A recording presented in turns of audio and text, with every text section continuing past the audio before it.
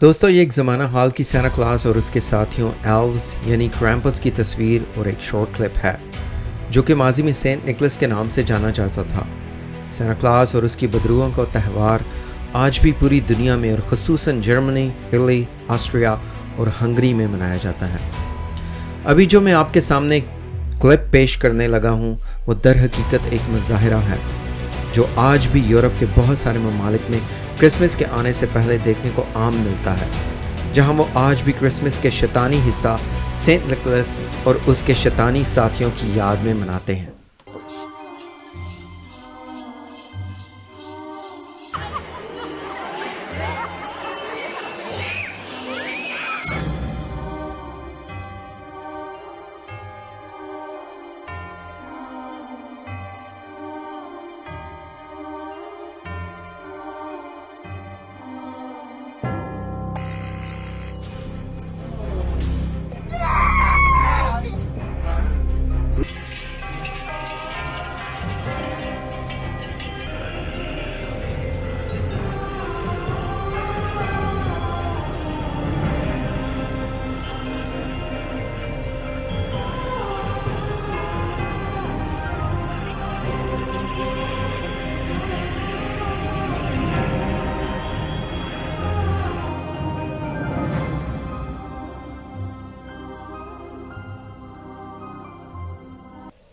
میں جانتا ہوں دوستو اور معذرت چاہتا ہوں کہ یہ سب دیکھ کر آپ کیسا محسوس کر رہے ہوں گے، پر حالات یہاں سے اور بھی زیادہ گمبھیر ہوتے جاتے ہیں جب ہم سینٹا کلاس کے بارے میں اور جاننے کے لیے تاریخ کے اوراق کا مطالعہ کرتے ہیں۔ بہت سارے علماء یہ یقین کرتے ہیں کہ مشہور زمانہ گانا جنگل بیلز دراصل کرامپس بیلز سے اخذ ہے، کیونکہ جب آپ سینٹ نکلس کے پرانے زمانے کی تصویر پر غور کریں تو آپ دیکھ سکیں گے کہ اس کے شیطانی ساتھی یہ گھنٹیاں اپنے گلے اور جسم پر پہنا کرتے تھے، اور جب وہ ایک علاقہ سے دوسرے کی طرف جاتے تھے تو اچھل کود اور شور و غل سے ان گھنٹیوں کو بچایا کرتے تھے تاکہ اگلے علاقہ کے لوگ جان سکیں کہ وہ راستہ میں ہیں، اور اسی لیے بہت سے علماء یہ یقین رکھتے ہیں کہ گانا کرسمس بیلز یا جنگل بیلز کا آغاز یہیں سے شروع ہوا۔ تو چلیں اب جانتے ہیں کہ در حقیقت سینٹا کلاس آیا کہاں سے۔ تو سینٹا کلاس جو کہ پہلے اوڈن کے نام سے جانا جاتا تھا، در حقیقت سینٹا کلاس بنا کیسے؟ سن 1500 میں وہ ہالینڈ کے ملک میں اوڈن سے سنٹر کلاس بنا، جیسا کہ بھیڑ کی کھال میں بھیڑیا تھا، جو کہ اپنے آپ کو ایک رحیم عقل مند بوڑھا آدمی جس کی سفید داڑھی تھی ظاہر کرتا تھا، جس کا حلیہ سفید کپڑے اور لال اوڑھنی کا چوغا تھا، اور وہ گھروں کی چھتوں پر اپنے سفید گھوڑے پر سوار ہو کر گھوما کرتا تھا، جس کا مقصد یہ ہوتا تھا کہ کس گھر میں کون کیا کرتا ہے جانے، اور بعد میں وہ اپنے مخصوص درخت جو کہ فر والا درخت یعنی ایور گرین ٹری ہوا کرتا تھا، ان کی خواہشات کے مطابق اس کے نیچے ان لوگوں کے لیے تحائف چھوڑا کرتا تھا۔ ناظرین، یہاں اگر آپ دیکھیں تو آپ کو یہ شخص بھلا محسوس ہو رہا ہوگا، لیکن یاد رہے کہ یہ ایسا کرنے سے خدا کے اختیار کو استعمال کرنا چاہ رہا ہے، کیونکہ ہمیں ہمارے اچھے اور برے کام کو جانچنے کا اور پرکھنے کا اختیار صرف خدا کے پاس ہے۔ جیسے باغ عدن میں ابلیس نے آدم اور حوا کے سامنے کیا، اور جیسا ابلیس اس سے پہلے بھی کرنا چاہ رہا تھا، یہ سینٹا کلاس کرنا چاہتا تھا۔ وہ اپنی سالگرہ کے دن لوگوں کو وزٹ کرتا، جو کہ 25 دسمبر تھی، اور اگر آپ اچھے ہوتے تو وہ آپ کو تحائف دیتا، اور اگر برے ہوتے تو اس کے شیطانی ساتھی آپ کو مارتے۔ اس حقیقت کو جان کے مجھے حیرانگی ہوتی ہے کہ یہ کہانی آج کے اس ماڈرن دور میں ایسے ہی پائی جاتی ہے، جو کہ صدیوں پہلے پیگنز یعنی غیر اقوام کی کہانی ہے، اور آج ہم اس رسم پر خوشی محسوس کرتے ہیں اور اسے خوب تر مناتے ہیں۔ سینٹا کلاس کا سب سے مشہور مکالمہ جو کہ سینٹا کلاس ہمیشہ کہتا ہے وہ کیا ہے؟ کیا کبھی ہم نے یہ سن کر گمان کیا ہے کہ یہ مکالمہ آخر آیا کہاں سے؟ تو اگر آپ تاریخ میں پیچھے کی طرف نظر دوڑائیں تو آپ کو پتہ چلے گا کہ یہ مکالمہ آیا کہاں سے۔ ہابگابلن کی تاریخ میں مصنف ایلن ڈبلیو رائٹس حقیقت پر سے پردہ اٹھاتے ہوئے بتاتے ہیں کہ رابن در حقیقت پرانی روایات میں شیطان کا نک نیم تھا اور رابن اپنی ہنسی ہو سے پہچانا جاتا تھا۔ سن 1600 میں رابن دا گڈ فیلو نے شیطان کا کردار ان گنت ڈراموں میں کیا، اور اس سے پہلے کہ شیطان سٹیج پر آیا کرتا تھا وہ ہو کیا کرتا تھا۔ تو عزیزو، یہ ہے جہاں سے سینٹا کلاس کی ہو شروع ہوئی۔ سن 1700 میں ایک جرمن ڈچ مین نے جرمنی سے امریکہ میں ہجرت کی اور اپنے سینٹا کلاس کو اپنے ساتھ لے آیا، اور اب انگریزی میں یہ سینٹا کلاس بن گیا۔ 1800 میں کوکو کولا کی کمپنی کا ایک ڈیزائنر کوشش کر رہا تھا کہ لوگ سردی میں بھی ان کی مصنوعات کو خریدیں۔ تب انہوں نے اپنی کمپنی کے رنگ سفید اور لال کو لیا، سینٹا کلاس کی کہانی کو ادھارا لیا، کچھ چیزوں کو بدلا، اور حاصل ہوا نئے زمانے کا مکمل سینٹا کلاس ود رینڈیئرز اور ایلفز کے ساتھ۔ 1970 میں سینٹ ویٹیکن کونسل نے اس متھ کے بارے میں بیان دیا کہ تاریخ میں کوئی بھی سینٹ نکلس کے نام سے بشپ نہیں گزرا اور نہ ہی کبھی وہاں کا رہائشی تھا۔ اس طرح ویٹیکنز کے دوسرے اجلاس نے اس حقیقت کو تسلیم کیا کہ اس طرح کے کسی سینٹ کا کرسچن ارا سے تعلق نہیں ہے، بلکہ غالباً پیگن رسومات سے جڑا ہوا ہے جس کا تعلق سورج کے خدا یعنی اوڈن سے تھا۔ اس سے ہمیں پتہ چلتا ہے کہ سینٹ نکلس غالباً ایک بنایا گیا یا تصوراتی سینٹ تھا جس کی تاریخ سورج کے خدا یعنی اوڈن سے ملتی ہے۔ پیگنز نے اسے کرسچنائز کرنا تھا تاکہ یہ شیطانی دکھنے کے بجائے ایک سوبر تصور لگے جہاں وہ بچوں کے لیے کھلونے بناتا ہے، اور ایسا کرتے ہوئے اسے ایک سینٹ بنانا تھا۔ آخر کار اس کے رنگوں اور حلیے کو تبدیل کیا گیا اور ایلوز تصور میں آ گئے۔ اب وہ شیطانی سے ایک خوبصورت تصور بن گیا جو کہ رنگا رنگ خوبصورت کھلونے اور بچوں کے لیے تحائف لاتا ہے، جو کہ اب ایک ماڈرن پیگن رسم کا امریکن ورژن بن گیا ہے۔ ورلڈ انسائکلوپیڈیا میں سے لیا گیا ایک اور ریفرنس جس میں بتایا جاتا ہے کہ پچھلے زمانہ میں جادوگر اور شیطان کی پوجا کرنے والے لوگ اپنے گھر میں دودھ کی پیسٹریاں بنا کر رکھتے کہ یہ خدا ان کے گھر میں چمنی کے راستہ سے گھس سکے۔ ناظرین، یہاں میں وہ آیات بھی آپ کو یاد کروانا چاہتا ہوں جہاں ہمارے آقا خداوند یسوع مسیح کہتے ہیں کہ دیکھ میں دروازے پر کھڑا کھٹکھٹاتا ہوں، جو دروازہ کھولتا ہے میں اندر آتا ہوں۔ اب آپ خود حساب لگا لیں کہ دنیا کا بنانے والا خدا ہمارے دروازے پر کھڑا کھٹکھٹاتا ہے، جبکہ یہ خدا چھپ کر چمنی کے راستے سے اندر آتا ہے۔ یہاں سے ہمیں سینٹا کلاس کے لیے دودھ اور بسکٹ کے نظریے کے بارے میں پتہ چلتا ہے۔ ہم یہ سوچتے ہیں کہ یہ چیزیں اچھی اور خوبصورت لگتی ہیں، لیکن ناظرین، اس کا تعلق قدیم پرانی رسومات سے جڑا ہوا ہے۔ جب یہ شیاطین جادوگر اپنے خدا کے لیے دودھ اور بسکٹس رکھتے تھے جو کہ چمنی کے راستے دسمبر 25 کو اپنی سالگرہ پر نیچے اترتا تھا۔ چلیں آکسفورڈ ڈکشنری میں چلتے ہیں جہاں ہمیں شیطان کی تعریف انسان کی عقل کے مطابق ملتی ہے۔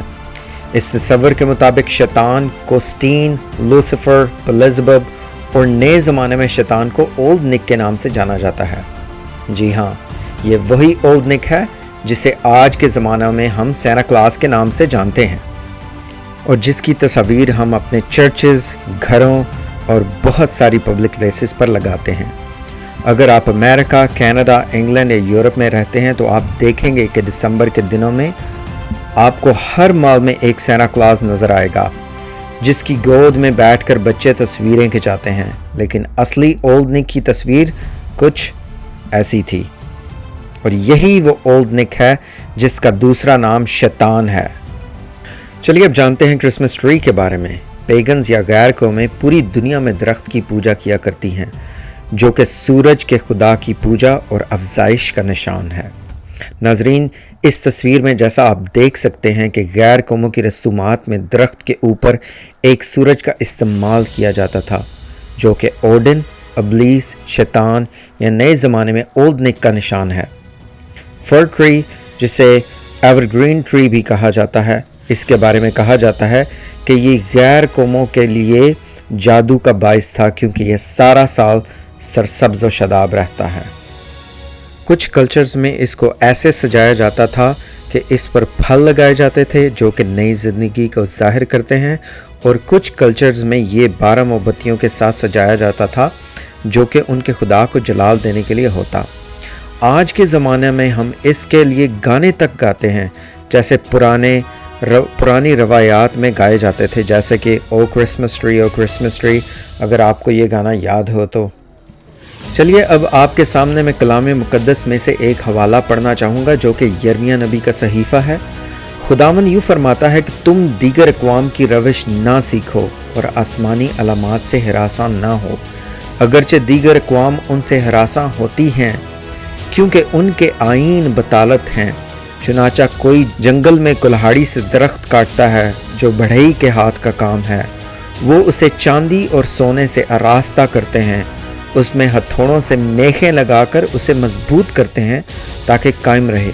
वो खजूर की मानद मखरूती सतून हैं पर बोलते नहीं, उनको उठा ले जाना पड़ता है क्योंकि वो चल नहीं सकते।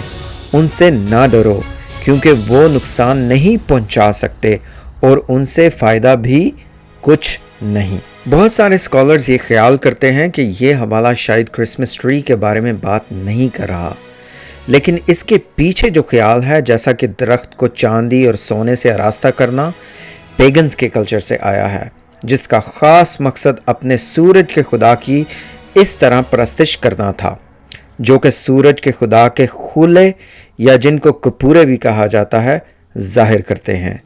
यहाँ से हमें ये समझ भी आती है कि क्यों गैर अक़वाम अपने खुदाओं को सोने और चांदी से सजाना चाहते हैं।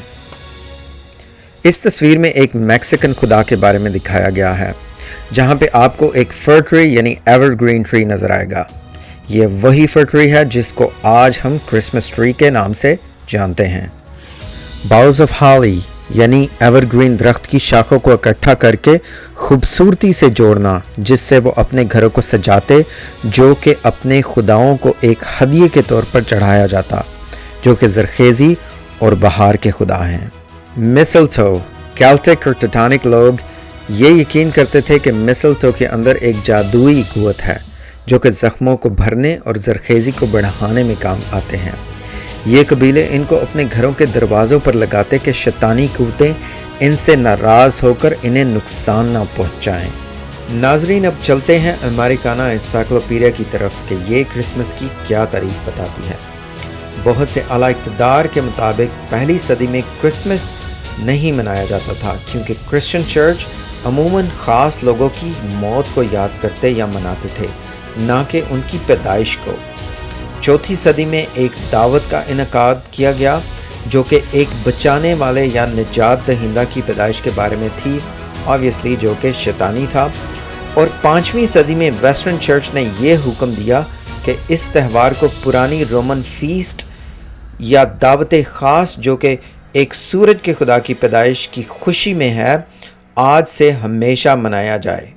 यहाँ हम साफ तौर पर देख सकते हैं कि क्रिसमस कभी भी ना तो यसू के शागिर्दों ने मनाया, ना कलीसियाओं ने जिनको शागिर्दों ने बनाया, यानी जिनको शागिर्दों ने कलाम सुनाया और वह यसू पर ईमान लाए, जब तक कि 5वीं सदी में रोमन्स ने इसका आगाज़ नहीं किया। और बिल्कुल उसी दिन जिस दिन सूरज के खुदा की पैदाइश यानी सोल का दिन है। आप इस तस्वीर में देख सकते हैं जो कि अमेरिका के एक ख़ास ऐलान और फ़ैसला के बारे में है, जो कि मैसाचुसेट्स की रियासत का एक हुक्मनामा है जो कि 11 मई 1659 में भेजा गया, जिसमें साफ कहा गया है कि खुदा की तौहीन और बहुत सौ के लिए ठोकर का बाइस।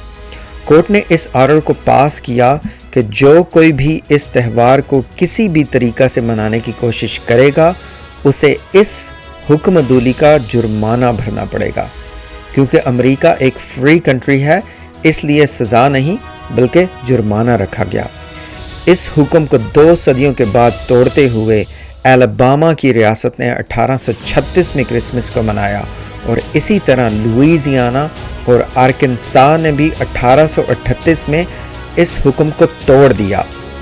تو ناظرین، جیسا کہ اب آپ جان گئے ہیں کہ اس تہوار نے کرسچن دنیا میں مکمل طور پر آنے کے لیے اپنی کوشش کو ہمیشہ جاری رکھا، اور آخر کار 18ویں صدی کے درمیان میں لوگوں نے اسے اپنا لیا، جس کی امریکہ میں پہلے اجازت نہ تھی۔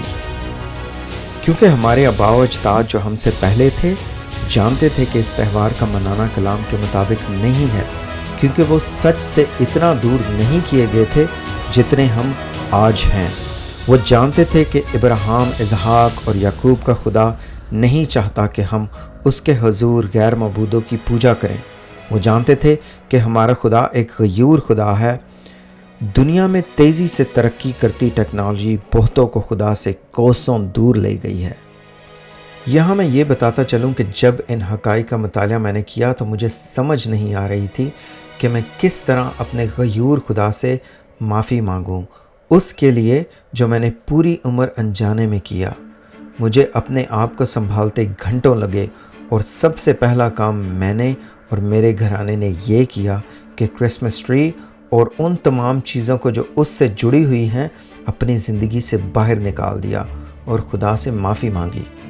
ناظرین، میں آپ کو انکریج کروں گا کہ آپ بھی خود ان حقیقتوں کو ڈھونڈیں اور پرکھیں۔